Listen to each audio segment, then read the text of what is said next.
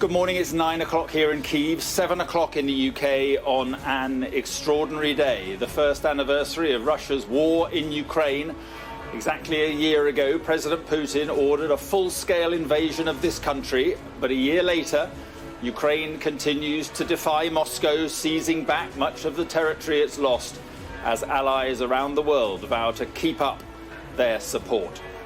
This morning we'll look back at a year of war and we'll be asking how will it end? On our special programme this morning, the Defence Secretary, Ben Wallace, Ukrainian politicians and military experts. Plus we'll be joined by our correspondents who have been covering the war on the ground since day one. It's Friday, the 24th of February.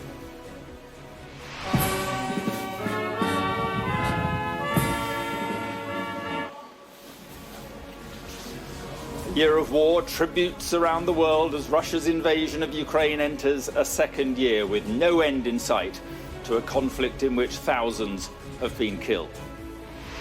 As China calls for a ceasefire, we report from Beijing over fears it could supply arms to Moscow as one former Prime Minister gives us this warning. Why does China want to be contaminated by association with Putin, who's revealed himself to be this gangster and adventurer? President Putin as defiant as ever, talking up Russia's nuclear arsenal, as a top President Biden envoy tells us it's only a matter of time before Putin is on trial for war crimes. New sanctions are expected from G7 leaders meeting virtually later after yesterday's resounding vote against Russia in the United Nations. We're on the outskirts of Kherson now. We're being given a military escort.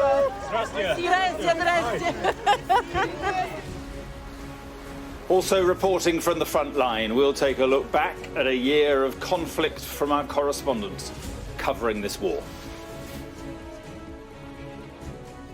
Also this morning, care home closures. We reveal exclusive data on the industry as some families are left with heartbreaking choices. I just couldn't believe it. And when I went to see my husband and told him, we had a few tears. Police arrest a fourth man in connection with the attempted murder of an off-duty policeman shot here in Omagh in front of his son. I don't deserve it. Hollywood producer Harvey Weinstein begs for mercy as he's jailed for another 16 years for rape and sexual assault.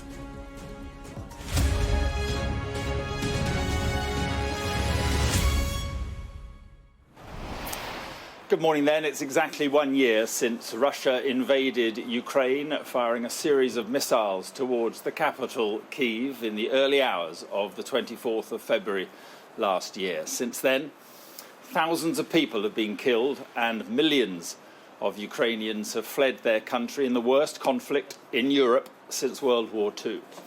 Russia had hoped to seize Kyiv quickly, but it's been held back by fierce resistance and its own military blunders. In the east and south, though, the fighting rages on. This morning, we'll be joined by our correspondents who have been covering this conflict from the very start. Our Moscow correspondent, Diana Magnay, will bring us the view from Russia. Our international affairs editor, Dominic Waghorn, is just across the border in Warsaw. But first, here's our security and defence editor, Deborah Haynes, who is also in Kyiv. And Deborah, quite a day. We were here a year ago as the Russian troops, we heard, had been crossing the border. We heard explosions in the distance. We thought it would be over pretty quickly, but we were wrong. We were wrong, and I remember standing with you on that balcony on that day 12 months ago when those air raid sirens were heard for the first time as missiles crashed down on the capital and across the country. Kyiv was turned into a fortress as troops went out on the streets, set up checkpoints everywhere. Today, it's remarkable to see cars moving around, not as normal, of course, it's a country at war, but it's a sign of how far Ukraine has come come over these past 12 months. I've visited the north and the east over the last month to speak to people who've been fighting in this conflict from the beginning.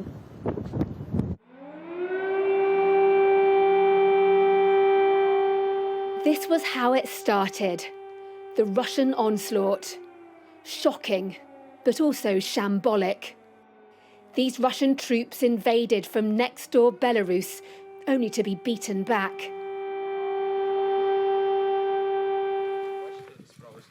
12 months on, this piece of Ukraine's broken border in the north is bristling with bolstered defences. New lines of trenches where they watch and wait.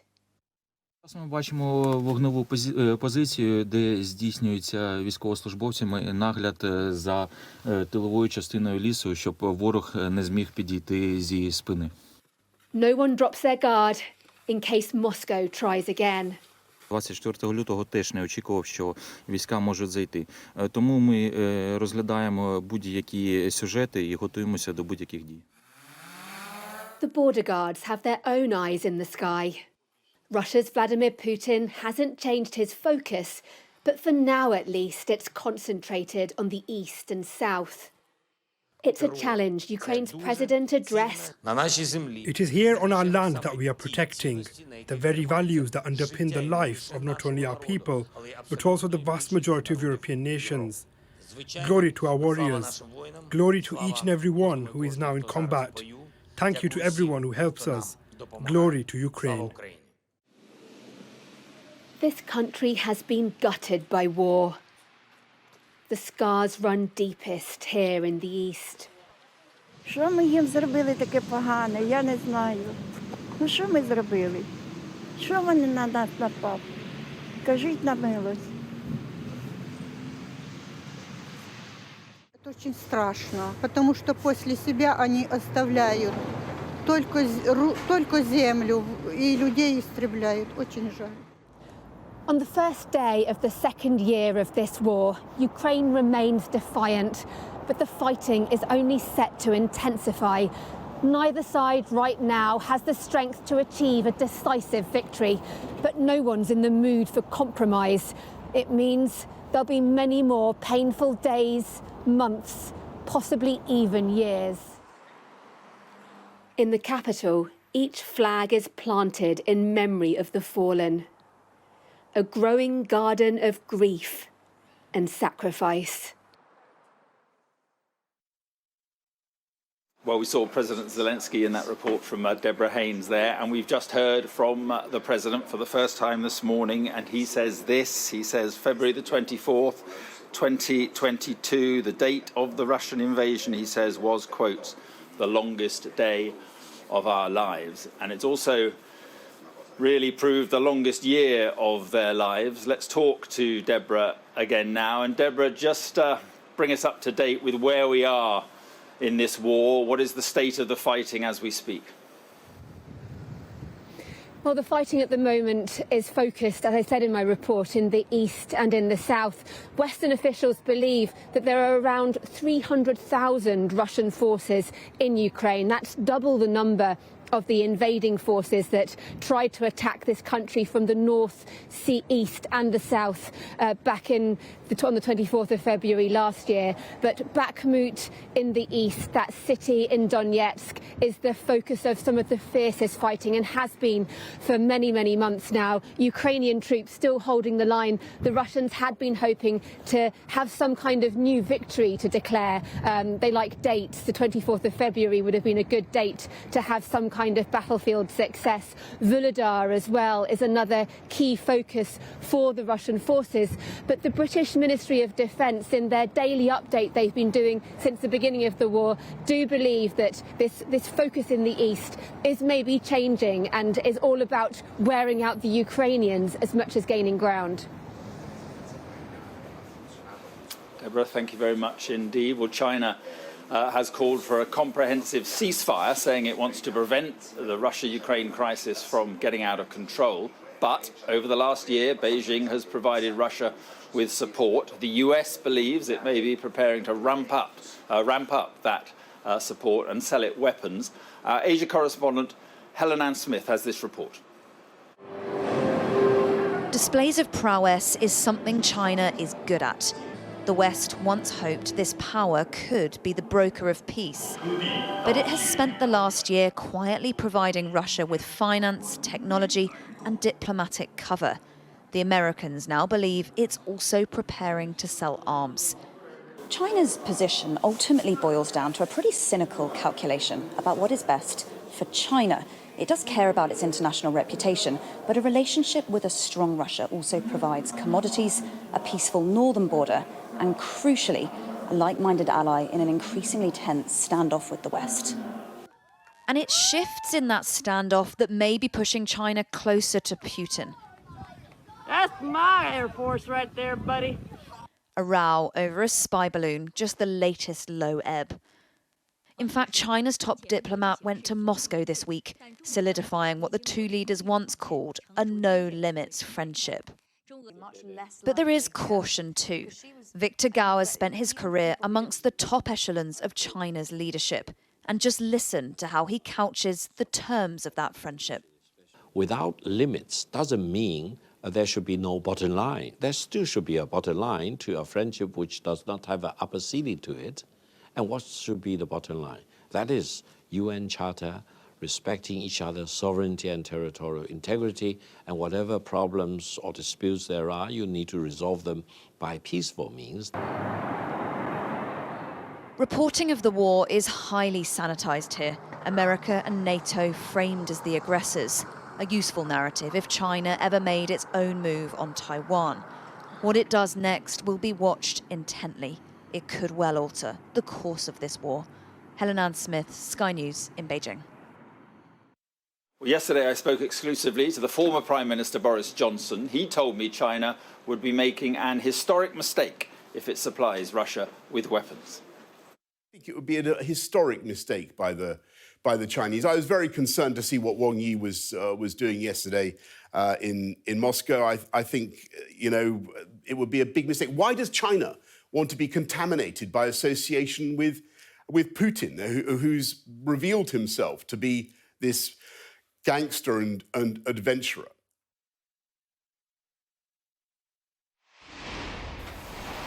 And we're just getting word of new sanctions from the UK government on Russia, and those sanctions involve banning the export of every item Ukraine has found Russia using on the battlefield to date. The Foreign Secretary, James Cleverly, announcing this new package of internationally coordinated sanctions, he says, and trade measures, including those export bans on items Russia has been found using on the battlefield. Let's go to Moscow and join our correspondent Diana Magnay. And Diana, let's just talk about sanctions. How much impact have they been having, and how worried will the Russians be about these new sanctions? Well, I mean, I think we've been putting sanctions on Russia's military-industrial complex since it took Crimea in 2014. It's surprising that there are still sanctions left to be imposed. So to a certain extent, I think that these are always, you know, the West needs some up its sleeve. And what we're seeing, particularly in the last few months, because of Russia's use of drones, UAVs on the battlefield, is an attempt to stop anything that could contribute to the manufacturing of drones for Russian usage. But I do think that this is more symbolic than anything else, because frankly, the kinds of measures that should have been imposed on Russia's military-industrial complex over the last 9 years should have been taking effect till now.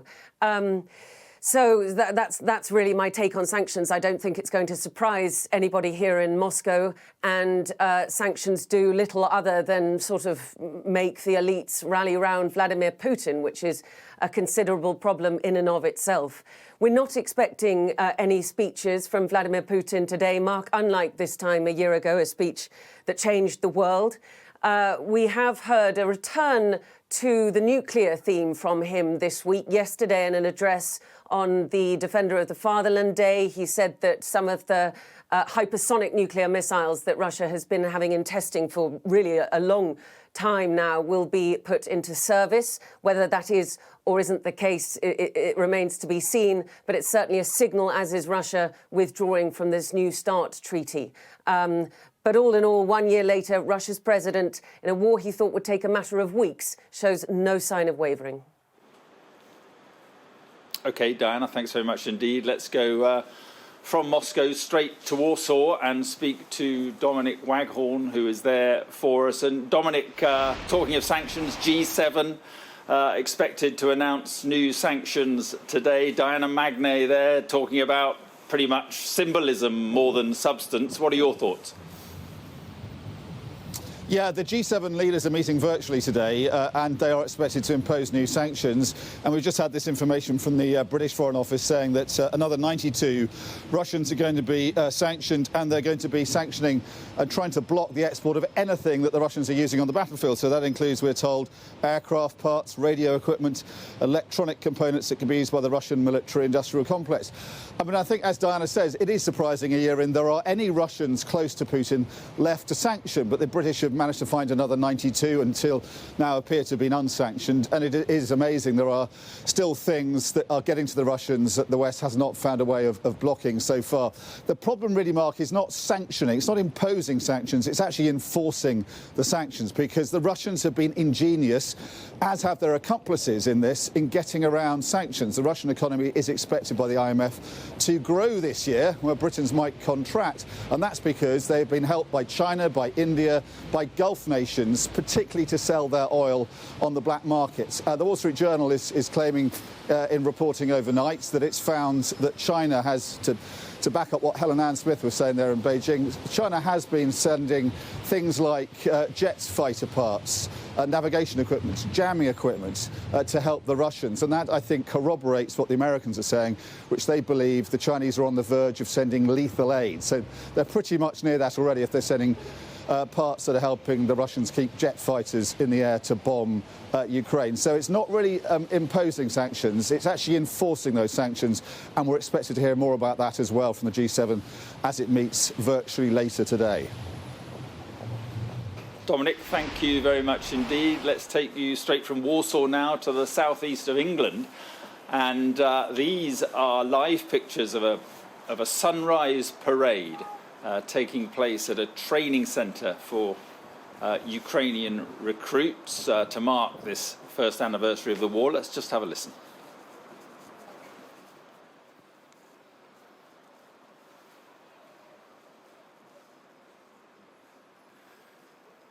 So there we are, a moment of reflection in southeast England for those Ukrainian recruits who will soon, no doubt, be out here fighting for their country.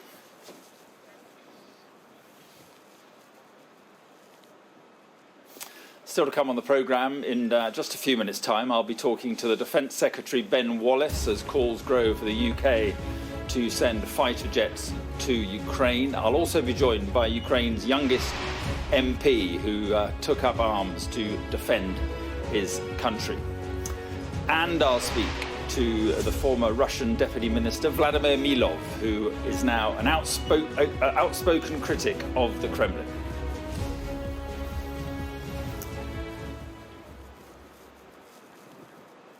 That's it from Kyiv for the moment. Let's go back to Anna for the day's other news. Mark, thanks very much indeed. Hundreds of care homes closed last year in data seen exclusively by Sky News as owners struggled with rising costs and increasing numbers of vacancies, with warnings of worse to come. For some families, it means they have just weeks to find somewhere new to live for their loved ones. Ivor Bennett reports. Jenny Creed's visiting her husband Jim at his new care home in Wrexham, but the move here was not by choice. The home where Jim was living nearby just closed down, and they were given just 4 weeks' notice to find somewhere new. I was just devastated, totally shocked. I just couldn't believe it. And when I went to see my husband and told him, we did. We had a few tears. He missed the gentleman he sat next to. He now prefers to be in his room. Was it distressing for him? Yes, it was distressing for him. And such upheaval is being seen across the country. 247 care homes closed their doors last year, twice the number that opened. And for the first time in 3 years, there was a fall in overall beds. As costs rise, staff numbers fall, and without more funding, the warnings are bleak. There's bound to be more closures because the pressure has become unbearable for people, and people are hanging on in there. There has to be a reckoning. You cannot put a sector like the social care sector, whether they're domiciliary care, whether it's care homes, you cannot put them under this much pressure. And all this comes at a time when the country can least afford it because of the crisis in the NHS. To relieve pressures on hospitals, the government wants to move thousands of patients into care homes. But how can they do that if they keep closing? So how hard are things right now? They're as hard as they've ever been at the moment. The doors are still open at this care home in Bristol, but after 40 years in business, they too are contemplating their future. Recruitment's become like a full-time job in itself, but we're suddenly losing them to like Amazon, the NHS is a big one, supermarkets, because actually suddenly for the same wages as they could earn here, there's much less responsibility and stress. The stress on the sector, though, is impossible to escape. Ivor Bennett, Sky News. Well, in response to our report, a Department of Health and Social Care spokesperson said we're investing up to £7.5 billion in social care over the next 2 years, the biggest funding increase in history, which will help address workforce pressures and support person-focused health and care system that works closer together. Now, a fourth person has been arrested by police in Northern Ireland over the attempted murder of a senior detective in front of his own son. Well, our correspondent Katerina Vitozzi is in Omagh for us this morning. So, Katerina, what are police saying about the focus of their investigation here? Well, shortly after 1 o'clock this morning, police here in Northern Ireland confirmed that they had arrested a fourth man, a 22-year-old from Coal Island here in Northern Ireland. It's about 40 minutes from the scene here in Omagh. That fourth arrest made under the Terrorism Act. We know that yesterday 3 men in their 20s and in their 30s and 40s were also arrested in connection with this shooting on Detective Chief Inspector John Caldwell here on Wednesday night after an under-15s football training that he was leading, shot by masked gunmen whilst children were helping him put footballs into the boot of his car. That fourth arrest made now in connection with that. Katerina, thanks very much indeed. Now, disgraced Hollywood producer Harvey Weinstein has been sentenced to another 16 years in prison for rape and sexual assault. He was found guilty of rape and 2 other sexual misconduct charges at a trial in Los Angeles. The 70-year-old is already serving a 23-year sentence after a separate conviction in New York in 2020. That's it from me for the moment. Back to Mark Austin now in Kyiv. Thank you very much, Anna, and I'm pleased to say I'm joined now by the Defence Secretary, Ben Wallace. Thank you very much for being with us on this day. Appreciate your time. And if you just cast your mind back a year and when you first heard that Russian forces had crossed the border, when you were hearing that explosions had taken place in this capital city, what was going through your mind? Well, I think the first thing was, I got in touch with my counterpart to see that he was all right. And I think the first thing is, is everyone all right? And, it was very important for me. I'd been to visit Ukraine a number of times, both as Security Minister and Defence Secretary. And, I know people out there, and I was obviously very concerned. I was also sort of filled with a bit of sadness because despite international efforts, both adversary and friend had done their very best to try and persuade Russia not to follow this foolish course. They were just determined to press on. And then lastly, I remember going into the office and saying very early on, early in the morning, we have to give Ukraine hope. We have to show the world and we have to show them in Ukraine and the media, we have to show that Russia is not infallible, that in fact that it can fail at this. And if there is any media or stories that demonstrate, like your own reporting and other reporters of thing that show Russia is not having a success. We must make sure that people know that far and wide, because it's the hope that has driven these brave Ukrainians to doing what they're doing, and it's the hope that I think helped gel the international community beyond the initial sort of horror of the invasion. So let's look ahead then. Boris Johnson told me yesterday that the UK should, in his words, break the ice and send jets to Ukraine. Are we going to do that? No, we're not going to send our own Typhoon jets in the short term to Ukraine. We've been quite clear about that. And, I think, the one thing I've learned in this conflict, as you probably have as well, Mark, is you can't rule anything in and rule anything out. But I've also watched, embryonic sort of military aid start with handheld anti-tank missiles that Britain was the first in Europe to give before the conflict, growing to now gifting, over nearly 200 Western tanks, and helicopters have gone in huge amounts of equipment from the international community. So I've watched it grow. The key thing here is it's not a sort of ad hoc plan. It's often in response to the needs on the ground of the Ukrainians, but also it's about a realism. We have designed our forces to fight in a NATO way, and that is not the original design that the Ukrainians inherited when they broke away from the Soviet Union. So what we have to do is make sure that when we gift anything, that in some cases we gift the training and the capabilities alongside it. So, for example, gifting a fighter jet, Mark, comes with hundreds of people, raw, engineers, pilots, training, electronic warfare. Then, the more complicated the platforms, the greater the tail. And, the West is not going to be putting troops into Ukraine in those scales. The idea that, we would put Typhoon in, you'd have to send 200 RAF people, and we're not going to do that. We've said that quite clearly in this current stage. But what we have offered is that if a country wants to gift a Russian or a Soviet model, like a MiG-29, and there are some countries in NATO who have them, then Britain will do its very best to either backfill with our own jets or indeed provide some form of air policing to cover their loss of vulnerability and capability. I think that's quite an important message. That's what the US did in Poland, I think, with tanks. The Poles donated over 200 T-72s, and they were backfilled by American Abrams. That is one of the methods we've been using over the last year. OK, so that you're pretty clear, no Typhoons in the near term. What do you make of Deborah Haynes's reporting yesterday that UK weapons and ammunition stores are so low that it risks not being able to support Ukraine or keep Britain safe? How short are we of weapons and ammunition?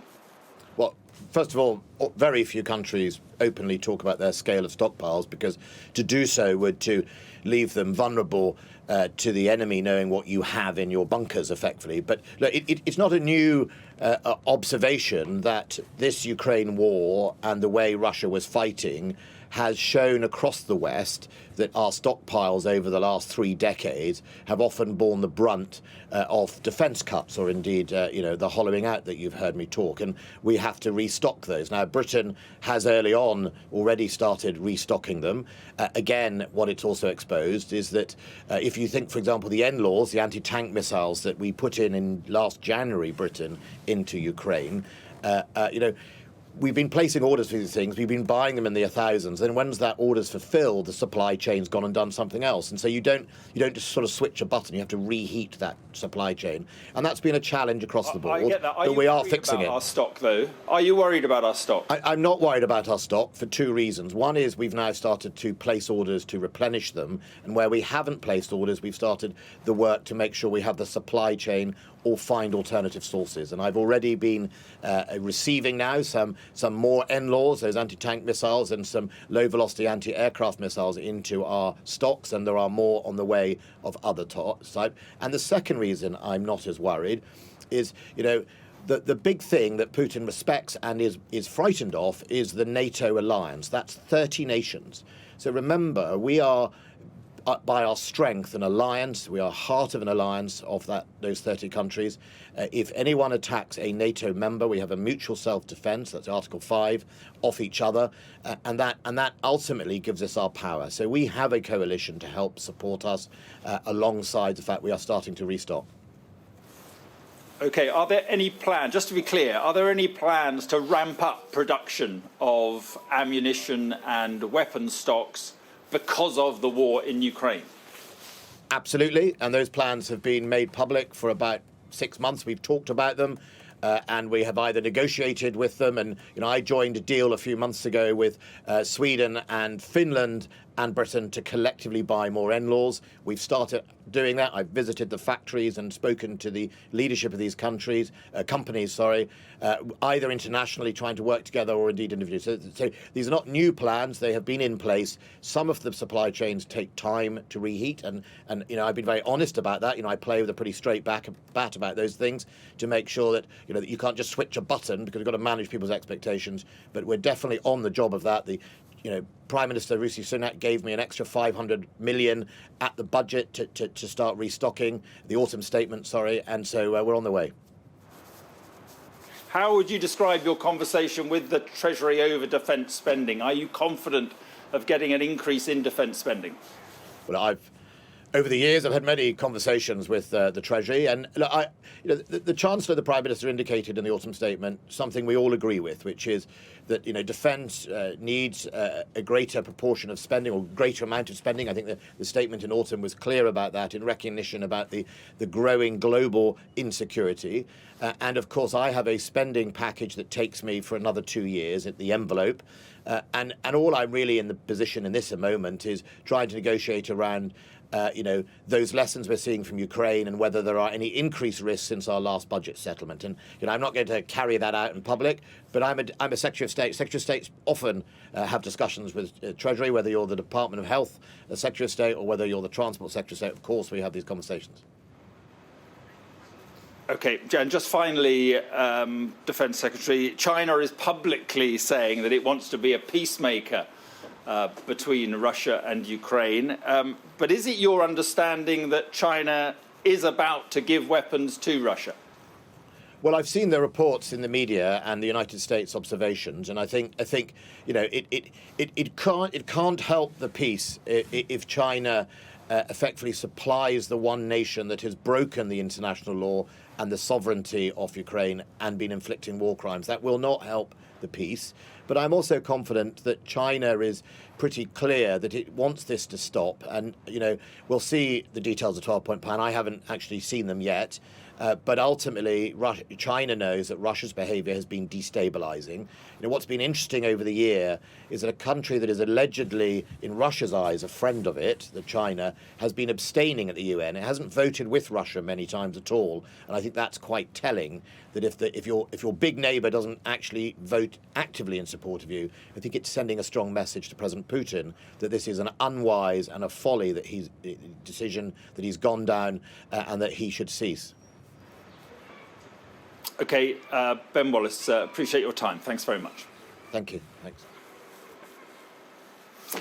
Right, let's go straight then to Deborah Haynes, whose reporting it was about our ammunition and weapon stocks. So, Deborah, pretty clear, no typhoons imminently, certainly to Ukraine, and he's not worried about our weapon stocks. Well, he was very careful, wasn't he, in what he said? And this is a Defence Secretary that has been so forward-leaning when it comes to supporting Ukraine. He talked about how when the war started, the first thing he did was call his counterpart here, Oleksiy Reznikov. The two of them have a really close relationship, and it's really appreciated here in Ukraine. Ben Wallace, Boris Johnson at the time when he was Prime Minister, two names that are very well known within the inner circle around President Zelensky. So it was interesting to hear that. But yes, on Britain's own preparedness, he didn't really want to give too much away, especially on the budget talks and on this review that I revealed yesterday that is taking place into looking at the size of the UK's ammunition stockpiles. It's a review that's happening as part of a wider refresh of defence policy that's going to be announced. The big problem that my sources tell me is that everybody knows inside defence that the UK's stockpile levels need to be expanded significantly, but that requires new funding at scale, and that means that the Prime Minister and the Chancellor need to give defence much more money when they announce their budget in March. Deborah, thank you very much indeed. Well, countries right around Europe are gathering in solidarity with Ukraine to commemorate 1 year today since Russia's illegal invasion of this country. The actress Dame Helen Mirren addressed crowds at a vigil on the eve of the first anniversary. She was among speakers in Trafalgar Square in central London, celebrating the resolve of the Ukrainian people in standing up to the ongoing Russian onslaught. What about Paris? The Eiffel Tower was lit up in the colours of the Ukrainian flag. A series of rallies are taking place across Europe today to show solidarity with Ukraine. And the European Commission and European Parliament buildings are both lit up in blue and gold to mark the anniversary. And there are, of course, right here in Kyiv, a number of ceremonies planned throughout the day, and we will bring those to you, of course. Coming up on Sky News Breakfast, we continue our coverage of the first anniversary of the war in Ukraine, and I'll be speaking to the country's youngest MP.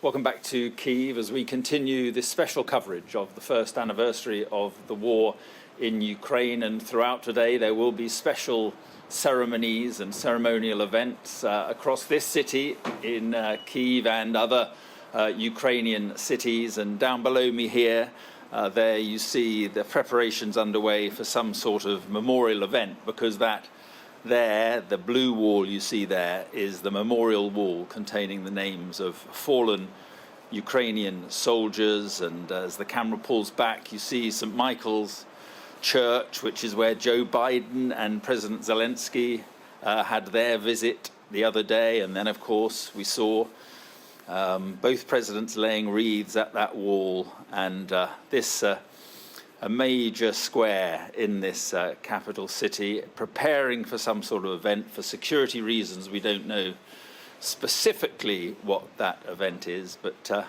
I think if the camera pulls back a bit further, you can see just in the background there the carcasses of tanks that have been captured by the Ukrainians in this war, as this city commemorates a year after the Russian invasion. Well, with me is Ukraine's youngest MP, I think I'm right in saying, Sviatoslav Yurash, and thank you very much for being with us. And as we see, you know, these pictures down below us here, it is, well, it's a day of commemoration, but of course, I mean, this war very much goes on.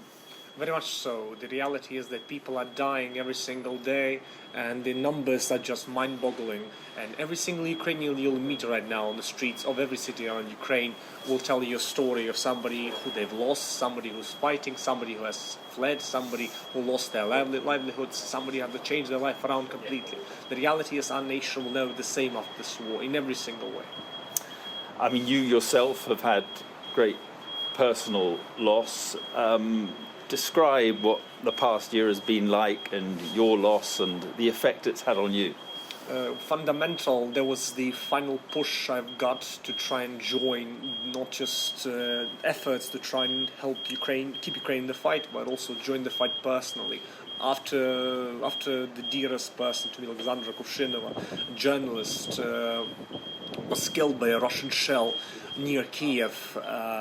After that, I joined Bucha Territorial Defense because I knew they were seeing fighting, and I wanted to fight for that as badly as possible, because the amount of hate I felt for all those who killed this wonderful, beautiful young woman who was as dear to me as can be. Who was your girlfriend? She was that as well, but through the decade we knew each other, she was everything many times over, and basically it was a decade of different events in our lives, and I can describe it with that one term, simply speaking.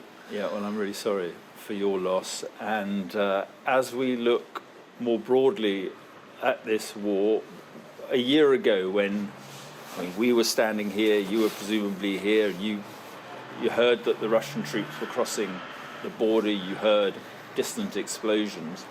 Did you think then that it would all be over quite quickly, or did you know that your country could resist?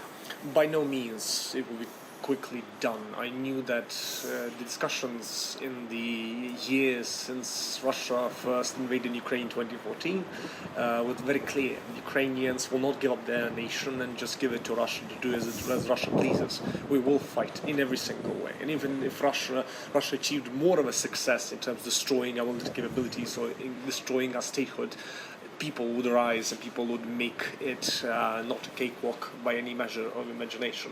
I mean, all of us remember that our nation went through so much worse in the 20th century. And if our ancestors survived that and gave us a chance at life, what right do we have not to try and do the same thing? Now, what about weapons and fighter jets? There is this call by Ukraine for fighter jets. How important is that to you? Fundamental. As we are preparing to liberate other parts of Ukraine, we need to prepare an offensive in a way that is successful, efficient and quick. And for that we need to apply combined arms theory. That is, we need heavy armaments, and we need air power, and basically for that reason we are asking for instruments of war from the arsenal of democracy that the West certainly is. I've just been speaking to our Defence Secretary, the UK Defence Secretary, who has effectively ruled out sending Typhoon jets anytime soon. What would your message be to him? Well, when I see images of Zelensky and the Prime Minister of the UK wearing air pilot helmets, and I see that as a message that certainly some steps will be taken in this direction. And as far as jets are concerned, we have seen many other countries in the NATO space making the same points. So, as in all cases with the weapons and means for Ukraine to wage this war and to try and defend itself, the point is that first it's impossible, then it's hard, then it's difficult, and then it's doable, and then it's done. And the sooner we'll take that step, the final step, the better. I think it's fair to say, and you will probably agree, that Ukraine's survival depends on continued Western support with weaponry that you've just been discussing. Do you think, and that will require Western unity, do you think that the West, NATO countries, will remain united even if this war carries on for 1, 2, maybe 3 years? The reality is we are seeing not just words, we are seeing commitments in various forms, political, legal, and treaty-bound commitments to the fact that this war is something that is ultimately an affront to very idea of international world order in any sense. So the West is committed to this. That's why Joe Biden was here a few days ago, to showcase that the leader of the free world is here, to showcase that this commitment is until we get the Russians out. Okay, Sviatoslav, thank you very much as we await for this ceremony going on behind us. I appreciate your time.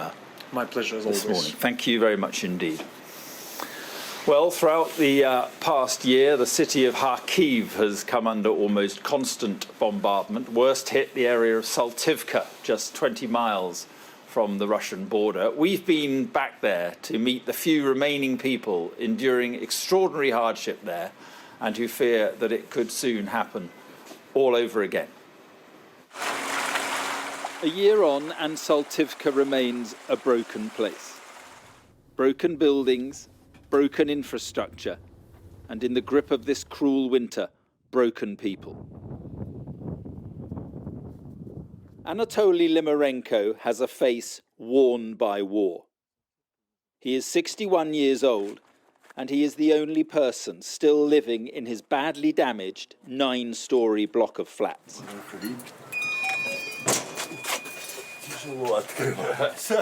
It is a hard climb to the 7th floor place he still calls home.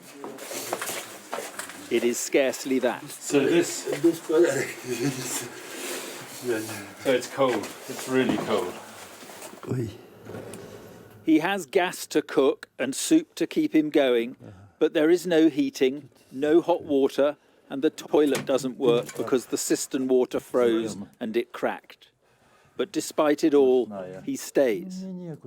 I have nowhere else to go, he says. It's scary to be on your own, but when there is no shelling, it's bearable. 3 kilometers stand Russian, and they bomb here during the days, during the night. Just after war began, we met Roman in Soltivka, ferrying supplies to the desperate here between bombardments. He is still doing it.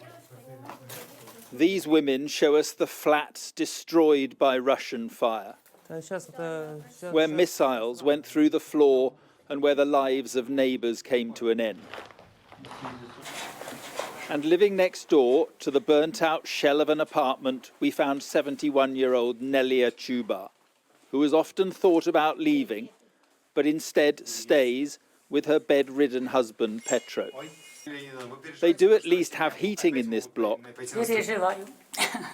but her fear is that the Russians will try again to take the city. This place represents Putin's war not against the Ukrainian military, but against the Ukrainian people. 40,000 people lived here. Now it is barely a handful, and for them, the conditions are desperate. We leave Anatoly sitting watching jazz on a television with barely a signal. This is what war has done to Soltivka, to its few remaining people, to the spirit of what they say used to be a happy place.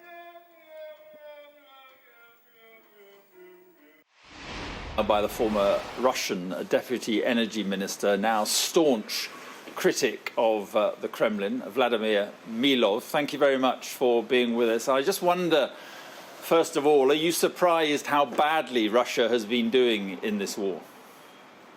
Oh, actually not. Good morning. And this is the reason why I did not believe that the invasion would take place, because many of my colleagues, we were actually aware of the poor status of the Russian army, and we also communicated a lot with Ukrainians who understood that they would fiercely resist this invasion. So all this, roll over in 3 days, like many had predicted, this was just an unbelievable scenario to us. So this is why we thought that Putin is better informed to take this crazy step, and actually it was a big surprise that he finally did.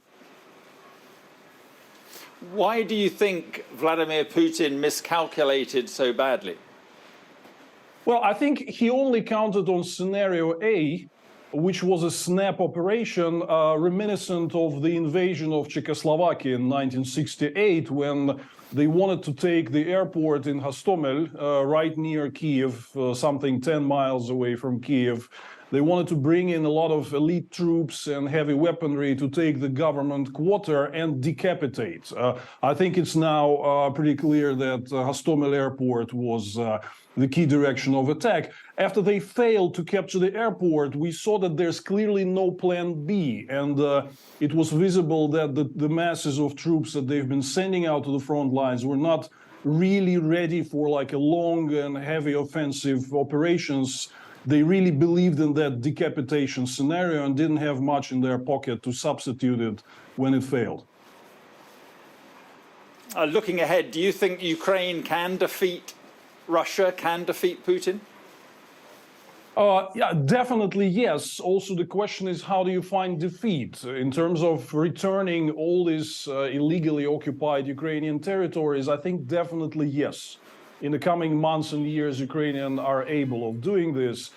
Big question is what happens next, because if Putin is not removed from power in Russia, if we continue with this aggressive imperialistic regime, it will rethink, regroup, replenish, and then strike back probably in a few years, which is why a regime change in Russia remains a crucial issue of global security.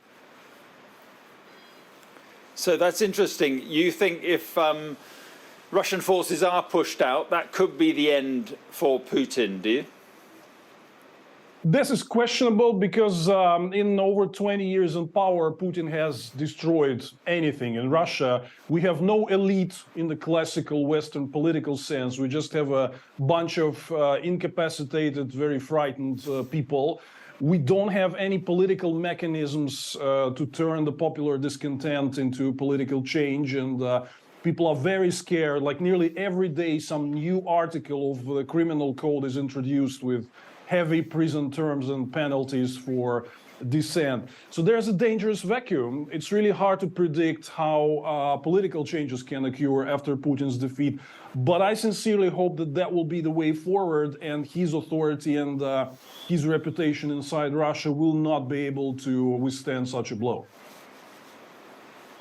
Okay, Vladimir Milov, thank you very much indeed. Thank you, my pleasure. Now, the frontman of the Ukrainian group, which won last year's Eurovision Song Contest, hopes his country will be able to host the show next year. The folk rap group Kalisz Orchestra took the Eurovision top spot last year in Turin, which would traditionally mean they host the event the following year. But due to the war here, of course, the UK is hosting the 2023 contest on their behalf. And let's just have a look at that Eurovision sound.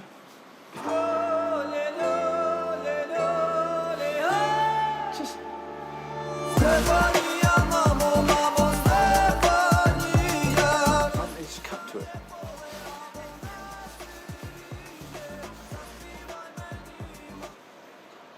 And Deborah Haynes is with me here in Kyiv. Deborah, as we come to the top of the hour, just some thoughts on this day of commemoration. Well, just that music that you played, it fills the hearts of Ukrainians. It's very much symbolic of the war. You hear it being played by soldiers, you hear it at petrol stations around this country. This country's been united in terms of its sovereignty, its identity, in a way that few could have imagined a year ago. 12 months ago, when Russia launched its invasion, most analysts were saying they expected Kyiv to fall within days. Ukraine showed itself to be resilient. Russia showed itself to be unable to do that, and the war continues. And Deborah, I mean, we heard from Ben Wallace earlier, no Typhoon jets, but he did talk also about ammunition stocks, and he's confident he has those. So we'll talk about that in the next hour. Let's just have a look below us at the preparations that are going on for the commemoration here in Kyiv, the memorial wall outside St. Michael's Church. Something clearly due to be going on here in the next few moments. Ceremonies across Ukraine on this day, and we'll bring you more from here at the top of the hour.